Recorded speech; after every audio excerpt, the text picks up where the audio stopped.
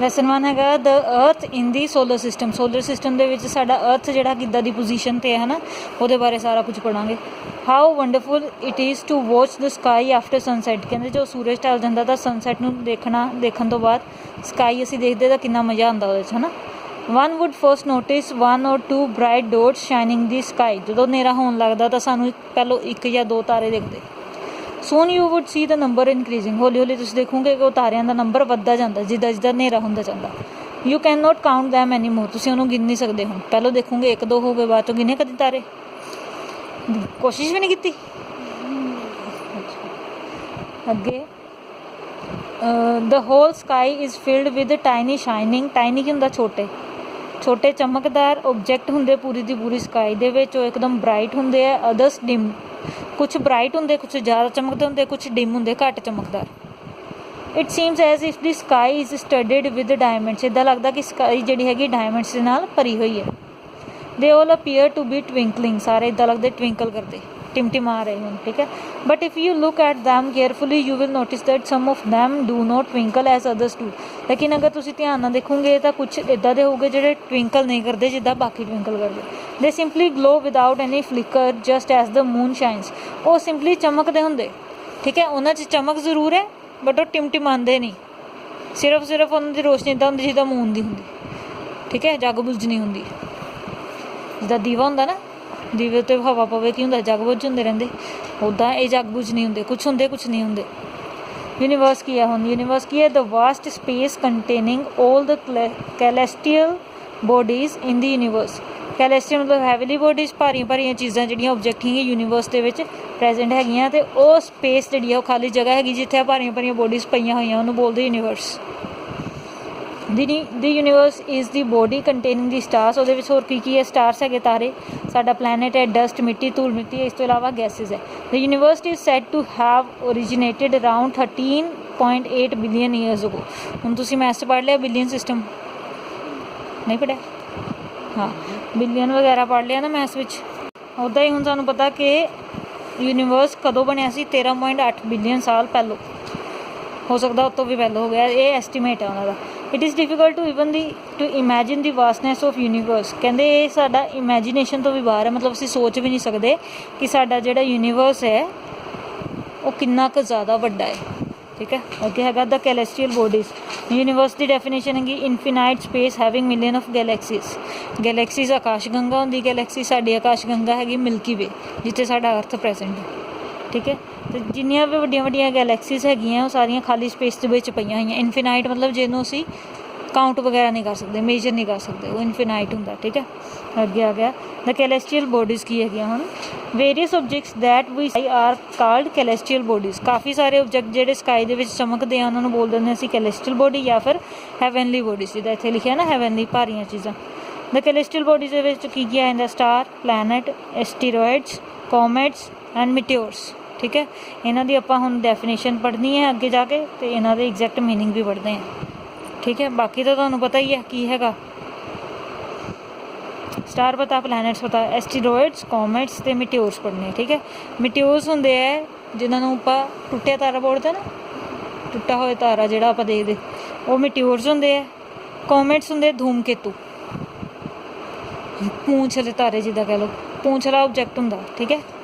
ਅੱਛਾ ਅੱਗੇ ਦ ਸਨ, ਦ moon and hour ਅਰਥ ਆਰ ਆਲ ਕੈਲੈਸਟੀਅਲ ਬੋਡੀ, ਇਹ ਵੀ ਸਾਡੇ ਜਿੰਨੇ ਪਲੈਨਟ, ਸਨ, ਮੂਨ ਅਤੇ ਅਰਥ, ਇਹ ਵੀ ਕੀ ਹੈ, ਕੈਲੈਸਟੀਅਲ ਬੋਡੀਜ਼ ਹੈ।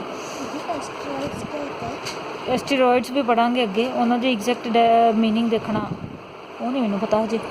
ਅੱਗੇ ਆ ਗਿਆ stars, there are celestial bodies which have their own light, ਕੁਛ ਕੈਲੈਸਟੀਅਲ ਬੋਡੀਜ਼ ਦਾ ਜਿਨ੍ਹਾਂ ਦੀ ਆਪਣੀ ਰੋਸ਼ਨੀ ਹੁੰਦੀ, ਠੀਕ ਹੈ। ਆਪਾਂ ਪੜ੍ਹੇ ਸੀ ਅੱਗੇ ਲੂਮੀਨਸ, ਨੋਨ ਲੂਮੀਨਸ ਓਬਜੈਕਟਸ।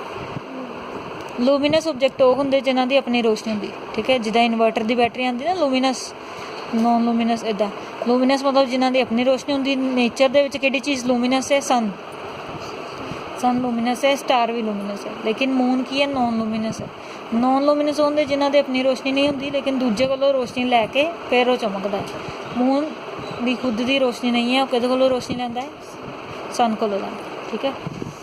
ਅੱਗੇ ਆ ਗਿਆ stars are very big celestial bodies, ਬਹੁਤ ਵੱਡੀ ਬੋਡੀਜ਼ ਹੈਗੀਆਂ। They look small because they are very far away from us, ਉਹ ਹੈਗੀਆਂ ਤਾਂ ਬਹੁਤ ਵੱਡੀਆਂ ਲੇਕਿਨ ਸਾਨੂੰ ਛੋਟੀਆਂ ਲੱਗਦੀਆਂ ਕਿਉਂਕਿ ਸਾਡੇ ਤੋਂ ਬਹੁਤ ਜ਼ਿਆਦਾ ਦੂਰ ਹੈ।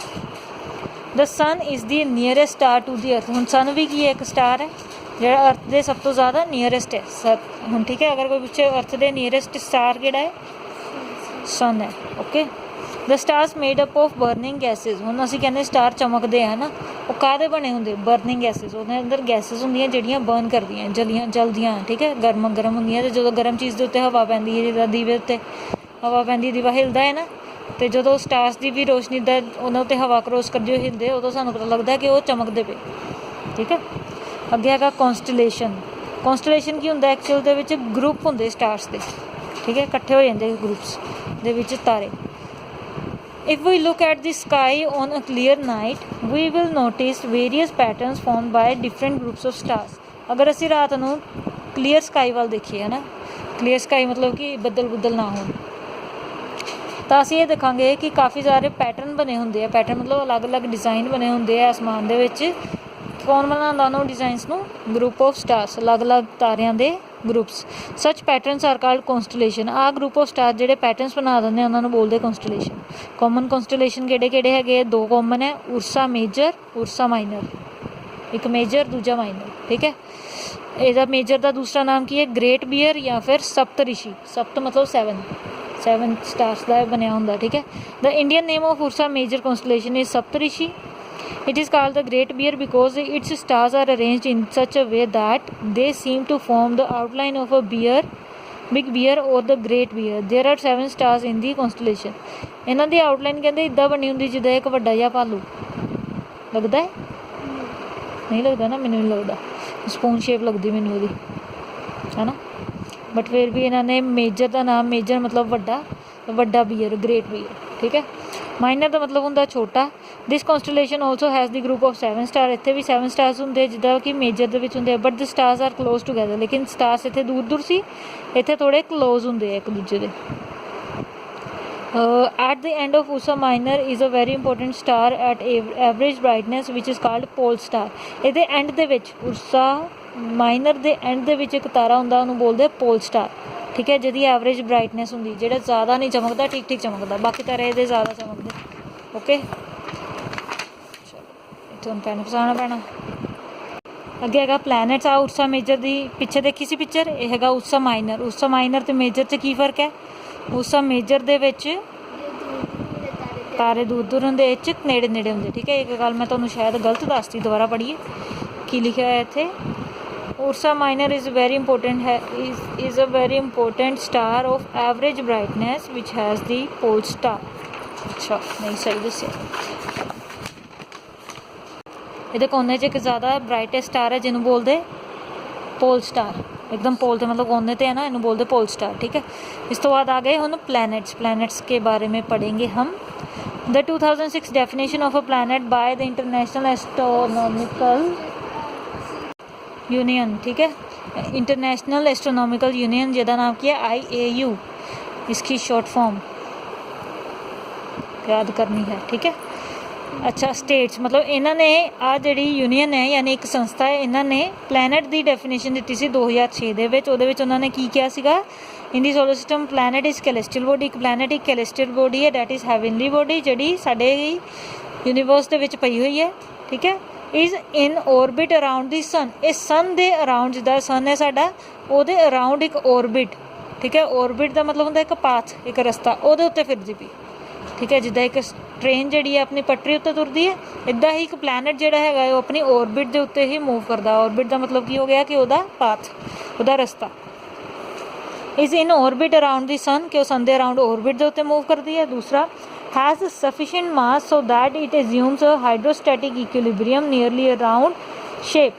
वह एक सफिशेंट मास है, एक वजन है ताकि एज्यूम हाइड्रोस्टैटिक इक्विलिब्रियम, ताकि वो एक इक्विलिब्रियम मेनटेन करके रखे। इक्विलिब्रियम का मतलब होंदा है बैलेंस। ठीक है, वो बैलेंस मेनटेन करके रखे नियरली राउंड शेप। तो नियरली किद्दां दे है, बैलेंस मेनटेन करने वास्ते उन्होंने शेप किद्दां दी है, राउंड। ठीक है, सेंटर तो मतलब जितना डिस्टेंस इधर है इधर सारा सेम कॉमन डिस्टेंस हो गया। ओके, अगे आ गया साडा solar system. According to definition there are currently 8 planets. अज के टाइम तो कितने प्लैनेट्स है साडे? 8 प्लैनेट्स। हुण आ गया सोलर सिस्टम, उन्होंने सारे प्लैनेट्स बारे पढ़ना है। The solar system consist of the sun. वो सब तो मेन प्लैनेट किहड़ा है? सन नूं आपां स्टार भी बोलते हैं ना। the 8 planets and the satellite and thousands of smaller heavenly bodies such as asteroids, comets etc. ਹੁਣ ਸਾਡੇ सोलर सिस्टम 'ਚ सिर्फ 8 planets और सन निगा और की है किन्नियां सारियां सैटेलाइट्स है थाउजेंड्स ऑफ हैवनली बॉडीज़ किन्नियां सारियां भारियां भारियां बॉडीज़ है हैवनली बॉडीज़ जिन्होंने बोलते हैं ओके वो भी है। उस तो बाद गवाच गया अर्लीयर देयर वर 9 प्लैनेट्स पहले 9 प्लैनेट्स होंगे थे फिर डिस्कवरी हुई कि प्लूटो जो है नो लॉन्गर अ प्लैनेट एक प्लैनेट नहीं है वो ठीक है। उस तो बाद smaller heavenly bodies revolve round the planet they are called satellite. हुण सैटेलाइट की डेफिनेशन आ गई की होंगी कि छोटी छोटियां हैवनली बॉडी जिहड़ियां सन दे आले दुआले घूमदियां उन्होंने की बोलते हैं हाँ प्लैनेट्स के आले दुआले घूमदियां सन दे नहीं प्लैनेट्स अगे आ गया the sun is the head of solar system solar family. Solar system की जिहड़ी फैमिली है सोलर का मीनिंग की होंदा बिलोंगिंग टू सन सूरज का रिश्तेदार ठीक है। तो सूरज का रिश्तेदार यानी कि सोलर सिस्टम को किहदे नाम तो जानिया जाता सन के नाम तो सन की है उस फैमिली का हैड है एक फैमिली है फैमिली का मुखी है ठीक है। It is nearest to the earth साड़ी धरती के नीयरेस्ट है like all the stars this sun is made up of gases sun भी गैसिस का बनया हुण मेन गैसिस किहड़ियां सन के अंदर hydrogen and helium okay. The moving clouds of these gases are known as nebula. इन्हां gases के clouds ये आले दुआले ये घूमते हैं उन्होंने गैसिस के क्लाउड्स को की बोलते हैं nebula. It has a surface temperature of 6000 centigrades ठीक है। कितना टैंपरेचर है 6000 सेंटीग्रेड्स। पानी कितने टैंपरेचर से बॉयल करता है 100 ते इस 6000 कितना गर्म होना है ना। चलो number 2 nuclear fusion is responsible for sons energy. Nuclear fusion हम सन की एनर्जी जी भी है ना वो 6000 टैंपरेचर है वो वास्ते रिस्पोंसिबल कौन है न्यूक्लियर फ्यूजन। न्यूक्लियर फ्यूजन की होंगे it is the process in which 2 light nuclei combine to form a heavy nucleus. 2 छोटे सबसटेंस जिदा कंबाइन करोगे ठीक है ये जुड़ गए दोनों जुड़ के इन्होंने की करना एक बड़ा सबसटेंस बना देना ठीक है। 2 छोटे सबसटेंस जो कंबाइन करोगे तो कंबाइन करके एक बड़ा सबसटेंस बना दो ओके उन्होंने असीं की बोलते हैं nuclear fusion okay. Third point क्या है the distance of the sun from the earth is about 150 million kilometres. धरती तो सूरज कितना दूर है 150 million kilometres. The light from the sun which travels at a speed of about हुण अगर असीं देखिए कि धरती तो सूरज तक या सूरज तो धरती तक रोशनी आई ना वो स्पीड कितनी सी 3 लाख किलोमीटर पर सेकेंड। एक सेकेंड से 3 लाख किलोमीटर का डिस्टेंस कवर करना सन से जो रेज आती हैं वो उसका जो स्पीड है आने की ठीक है। Takes about 8 minutes to reach us on the earth. धरती ते आने कितना टाइम लगता है उन्होंने 8 मिनट ठीक है। 1 मिनट कितना 1 सेकेंड के 3 लाख तो एक 8 मिनटा के टोटल आया टोटल कितना सी 150 मिलियन किलोमीटर्स ठीक है। 150 मिलियन किलोमीटर्स का डिस्टेंस कवर करने के वास्ते लाइट नू 8 मिनट्स लगे तो पर सैकेंड उन्हें कितना डिस्टेंस कवर किया 3 लाख ओके। अगे आ गया साढ़े कोल दी प्लैनेट्स